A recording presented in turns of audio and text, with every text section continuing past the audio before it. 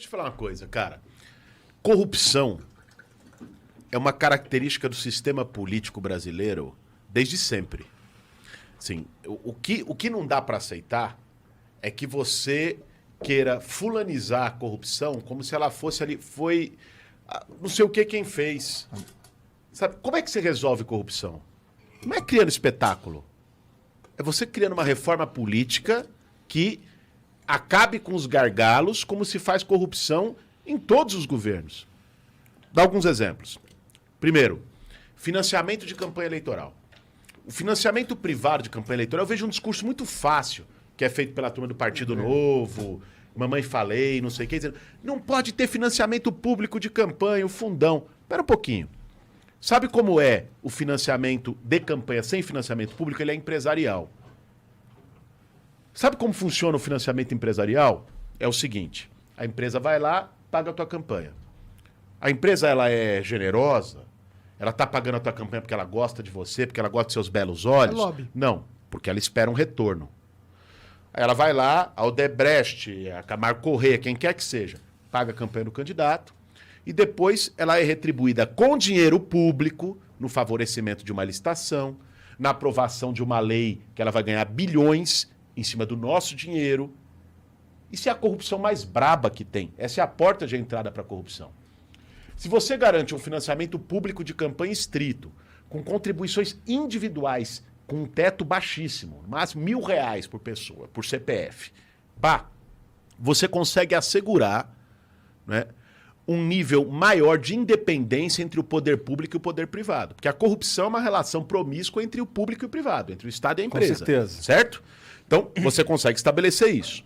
Financiamento de campanha é uma das formas de combater a corrupção. Outra forma de combater a corrupção, enfrentar conflito de interesses, que é o que chamam de porta giratória. O que é isso?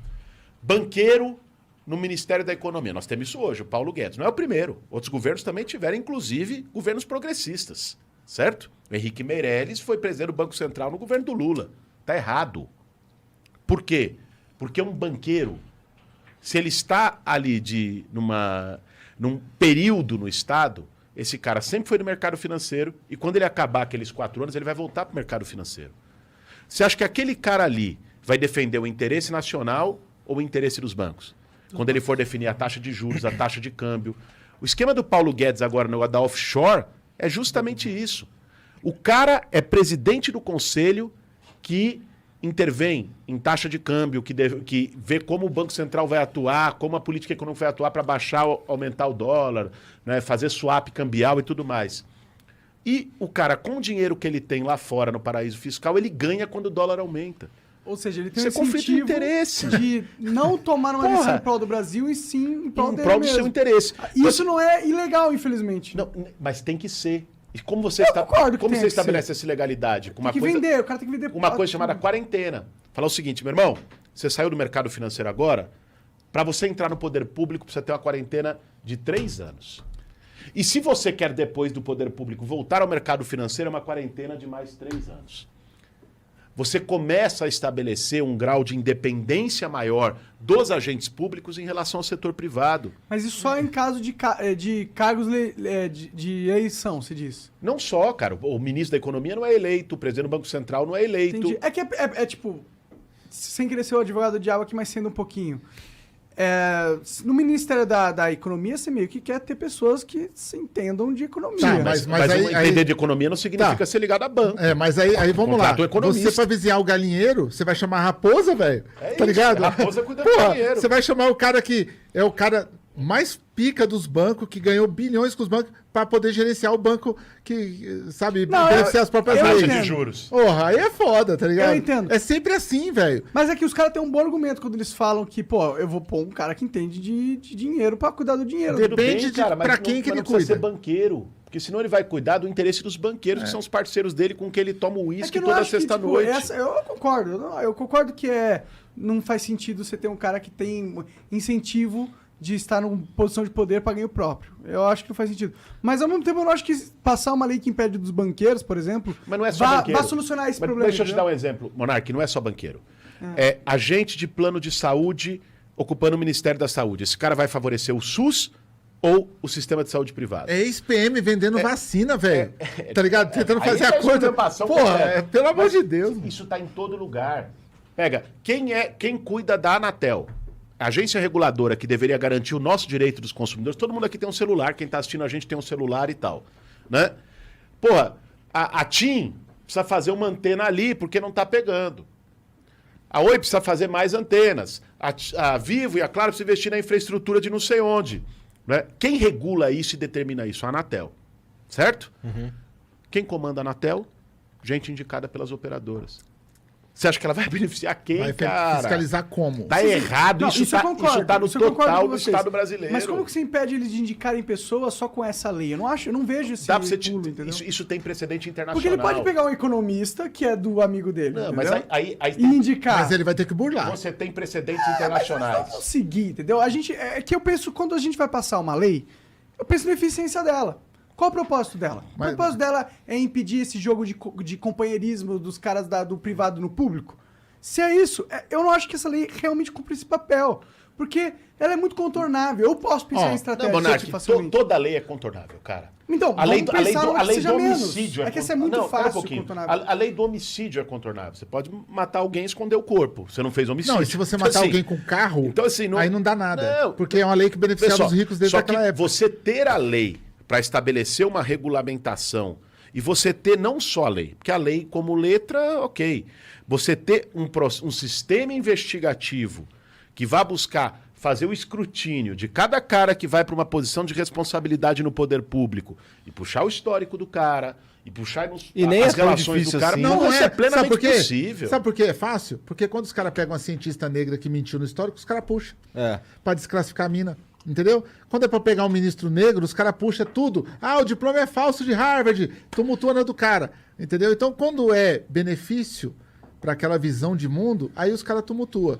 Então, quando é pra outra parte, não se faz. Mas eu queria falar uma coisa da Petrobras, cara, que foi o ponto aí, o Monark colocou o negócio da corrupção, a gente acabou entrando nesse assunto de como combater a corrupção, reforma política, combater conflito de interesse e tudo mais.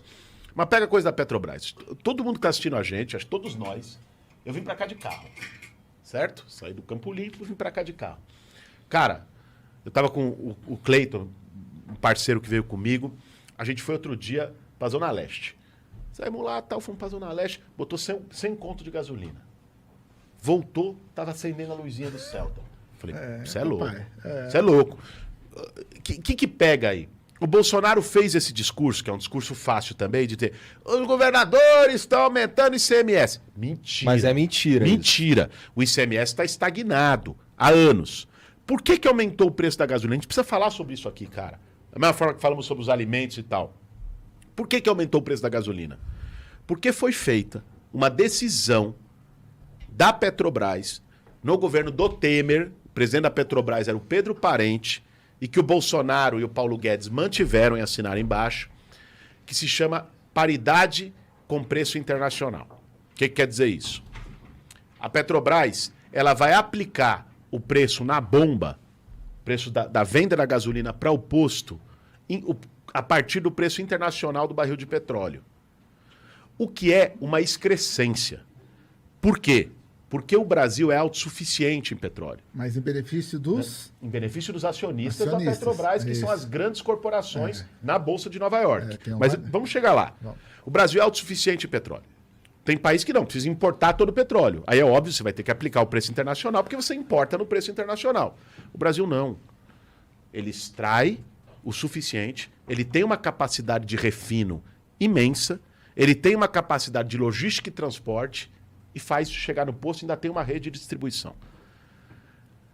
Hoje, se cair um raio num posto de petróleo na Arábia Saudita e pegar fogo, vai aumentar a gasolina em São Paulo e no Rio de Janeiro. Porque vai aumentar a cotação internacional do petróleo, não sei o que. Sem o menor sentido, porque a gente não importa petróleo da Arábia Saudita. Quem ganha com isso? Refinado não? A gente refina todo. A Não, gente tem hoje- capacidade de refinar todo o A petróleo. gente tem capacidade de refinar aproximadamente 60% a 70% do petróleo produzido no Brasil. Tá, então a gente tem uma necessidade de importação. Mas é pequena. Ela é, 30% não, é menos, considerável. menos de um terço. Tá. Mas a questão não é nem essa, Monark. A questão é que estão, inclusive, privatizando, entregando para as empresas estrangeiras as refinarias nacionais. Está tendo um processo de desmonte de cabo a rabo da Petrobras. Mas qual é a questão? Você faz a cotação em dólar. O dólar cresce. O preço da gasolina aumenta toda semana. A Petrobras poderia, numa canetada, falar: está revogada a política de paridade de preço e nós vamos adotar a política a partir dos custos de produção. Mas tem um problema se isso acontecer. Qual é? Que não é um problema para todos, mas é um problema para alguns. Para quem? Para alguns, para os acionistas. Lógico, mas Porque é isso na hora tema. que você fizer isso com a Petrobras, vai cair as ações dela assim de um jeito Mas absurdo. deixa eu falar uma coisa, Monark. A E os preocupação... acionistas da Petrobras não são só ricaços, não. Tem muita gente Mas trabalhadora que compra o pequeno Petrobras. acionista, o pequeno acionista da Petrobras é isso. A maior parte dos acionistas da Petrobras estão radicados na Bolsa de Nova York. É a Shell. São grandes corporações petroleiras que têm ações da Petrobras, cara. A minoria Então, tem frações. É em torno do interesse do lobby dessa turma que se mantém o combustível alto para todos nós. Posso dar um exemplo? Isso é um puta absurdo, cara. Posso dar um exemplo também, que muita gente não sabe, às vezes está em casa. Alguns comerciantes sabem. Quando você compra uma loja no shopping, você vai ter ali, vender suas camisetas, suas camisas, você tem esperança que a loja aconteça, né? Então você compra o ponto ali, o ponto custa quanto? Antigamente o ponto custava 200 mil. Agora o ponto não custa mais nada. Você entrou, o shopping fala: graças a Deus entrou alguém, né? Mas você vai lá, monta a sua loja e tal, e aí você assina um contrato. A loja não está indo tão bem. Aí você chega, eu sei porque eu tive uma loja no shopping, eu estou dando exemplo prático, né, mais uma vez. Aí a loja não está indo tão bem. Aí você chega no shopping e fala: ó, tô com problema de pagar aluguel. Porra, 7 pau de aluguel tá foda. Eu tô vendendo 12, 15, às vezes no mês. E o shopping acompanha, para quem não sabe, o shopping acompanha a venda de todas as lojas. Eles têm um programa hoje no computador das lojas que acompanha tudo que você vende. Você lançou um boné, puf, o shopping tá sabendo, ó, o faturamento aumentou. Então o shopping cobra um aluguel ali, 10 mil.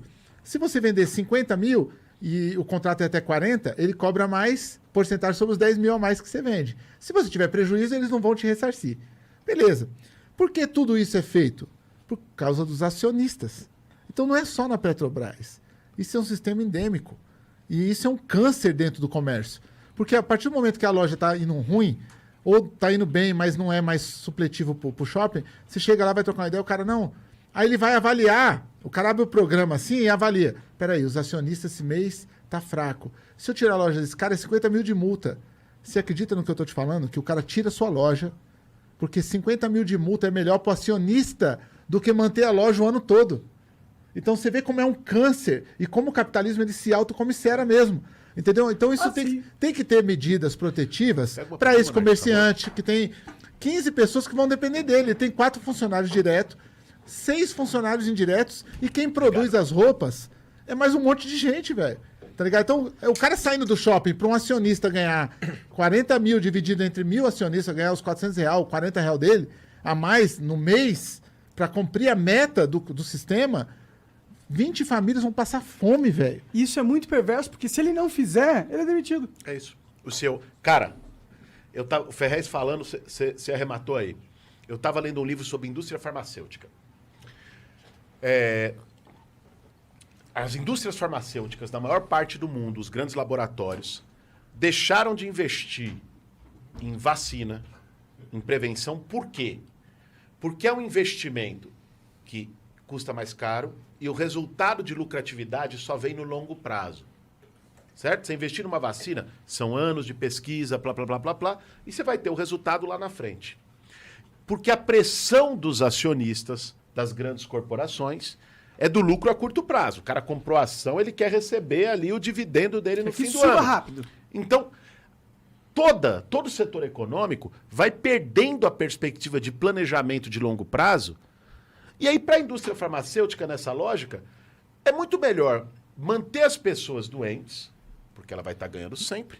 Certo? Você vai administrando a doença, comprando remédio, do que você prevenir com vacina ou curar com medicamentos de cura definitiva. Ou liberar medicamentos que já são provados de serem muito eficientes, mas são tabus.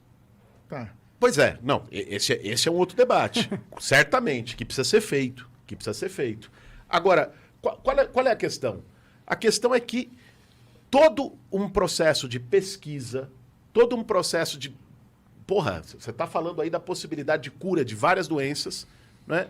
fique em torno, dominado por uma lógica de rentabilidade econômica, financeira, de curto prazo, e que, assim, é sequestrada. Aí se aparece um CEO, eu virei aqui CEO de uma grande farmacêutica, acho que tem que mudar a lógica. Eu não duro um mês. Não dura.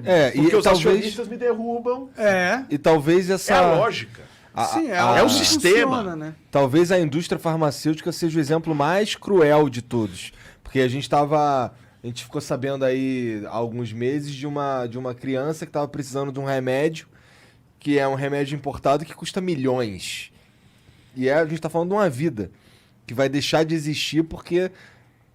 custa milhões Quem comprar. tem milhões para ficar comprando remédio? Aí você falou num tema, Igor, que eu acho que precisa estar nessa mesa, cara, que é a ética.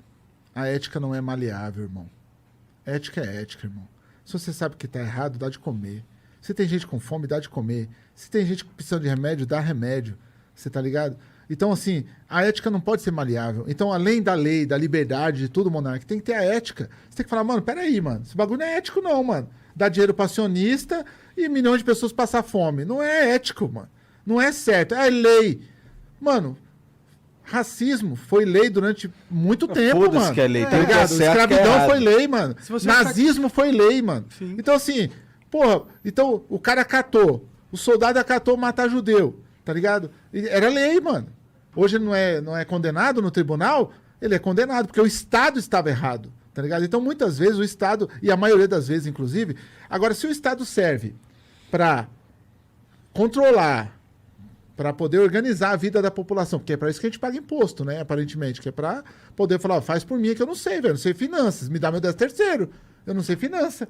Aí, de repente, falou, não, se foda com o seu 13º agora, você não sabe finanças, também não quero saber. Falou, peraí, mas o Estado não tinha que me proteger? Por que o Estado tá me cerceando, me limitando e me assassinando? Por que eu tô morrendo em favela, do lado de córrego, tá ligado? Vivendo com barata, com rato, com suicida, com assassino, tá ligado? Se era para poder eu ter um mínimo de dignidade e oportunidade de estar trabalhando. E as pessoas não estão pedindo nada demais, mano. Ninguém quer viver de ajuda disso e daquilo. As pessoas querem trabalhar. Que eu saiba, quem lota ônibus de manhã é periférico, mano. Eu nunca vi em bairro Nobre, Genópolis, ônibus lotado. Toda vez que eu pego um ônibus no Genópolis, tá vaziozão. Suave ar-condicionado, musiquinha ambiente, propaganda. Ah, papai. Agora na periferia o bagulho é milhão, todo mundo lá, pá, pendurado, fazendo academia de pobre. E aí os caras vêm dizer que nós